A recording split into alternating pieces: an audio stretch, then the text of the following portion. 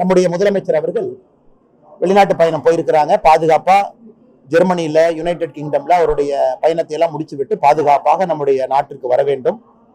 அதே நேரத்தில் இது ஒண்ணுமே இல்லைங்கன்னா, இது old wine and new bottle அப்படின்னு நம்ம சொல்லுவோம்.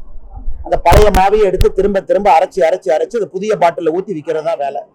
13,000 கோடி ரூபாய்க்கு மேல நாங்க முதலீடு ஈர்த்திருக்கிறோம். எங்களுடைய மாநில தலைவர் அண்ணன் நயினார் அவர்கள் நிறைய பேர் சொல்றாங்க, கட்சியில தலைவர்கள் நிறைய பேர் சொல்றாங்க. நாராயண திருப்பதி அவர்கள் எங்களுடைய முதன்மை செய்தி தொடர்பாளர்கள் மிக நீண்ட செய்தியாளர் சந்திப்பு நடத்தியிருக்கிறாங்க.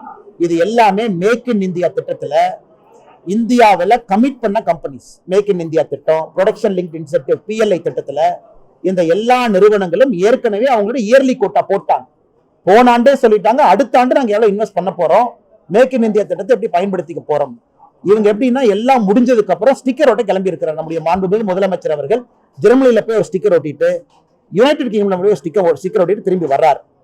அவர் எவ்வளவு பணம் கொண்டு வந்தாலும் எனக்கு சந்தோஷம். காரணம், தமிழகத்திற்கு அந்த பணம் வரணும். ஆனா அதை மறைக்காம சொல்லுவோம், பெருமையா சொல்லுவோம். பாரத பிரதமர் நரேந்திர மோடி அவர்களுடைய ஆட்சியில் ஈர்க்கப்பட்டு வெளிநாட்டில் இருக்கக்கூடிய நிறுவனங்கள் இன்னைக்கு இந்தியாவை பொறுத்தவரை உலகத்துல 3வது பெரிய FDI இருக்கக்கூடிய நாடாக மாறி இருக்கின்றோம். FDI, ஃபாரின் டைரக்ட் இன்வெஸ்ட்மெண்ட் வரக்கூடிய நாடா மாறி இருக்கும். அமெரிக்கா ஃபர்ஸ்ட், சைனா செகண்ட், நம்ம தேர்ட். அதை நோக்கி பணம் வருது. காக்கா உட்கார்ந்து பணங்கா உளுந்த கதையாக ஸ்டாலின் அவர்கள் நாம் போனனால வர்றதுன்னு சொல்றதுதான் இந்த 21ஆம் நூற்றாண்டினுடைய மிகப்பெரிய கட்டுக்கதையாக நாங்கள் பார்க்கின்றோம்.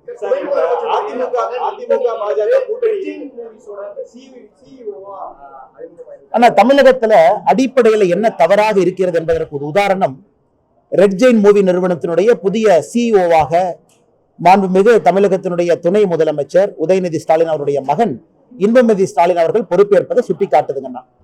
இன்னைக்கு பத்திரிகை துறையில் நீங்க நின்றுட்டு இருக்கிறீங்கன்னா, இன்னைக்கு எதற்காக நாம 9:30 மணிக்கு உங்கள்கிட்ட பேசுறோம் அப்படின்னா, உங்களுக்கு மதிப்பு கொடுத்து அந்த 10 கிலோ பேக்கை தூக்கி நீங்க வீட்டுக்கு போறதுக்கு நைட்டு 11 மணி 3 மணி நேரமா காத்திருக்கிறீங்க.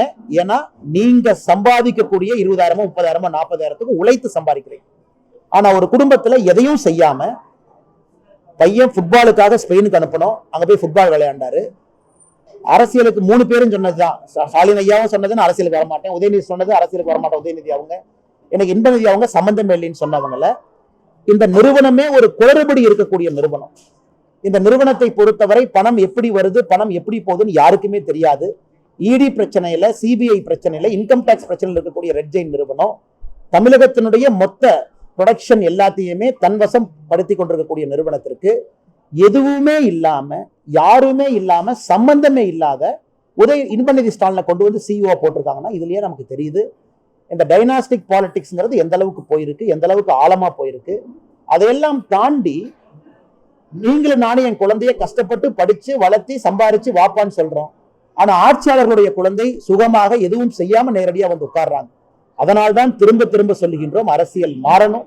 அது அவருடைய தனிப்பட்ட விஷயம். பொதுப்படையாக சொல்வது, இது தமிழகத்திற்கு அழகல்ல.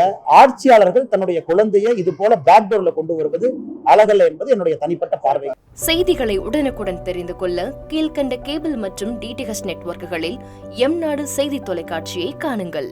பாதகம் செய்பவரை கண்டால் நாம் பயம் கொள்ளலாகாது பாப்பா.